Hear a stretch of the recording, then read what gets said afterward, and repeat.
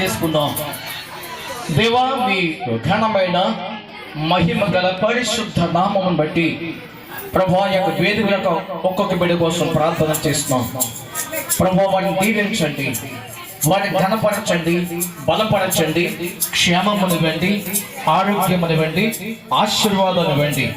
వాడు వెళ్ళి ప్రతి స్థలములో, ప్రతి సంఘములో, ప్రతి గ్రామములో, ప్రతి పట్టణములో మీకు కావాలి మీ యొక్క సన్నిధి తోడుగా వచ్చి ఆరోగ్యం ఇచ్చి కాపాడమని యేసు నామమున వేడుకుంటున్నాము తండ్రి.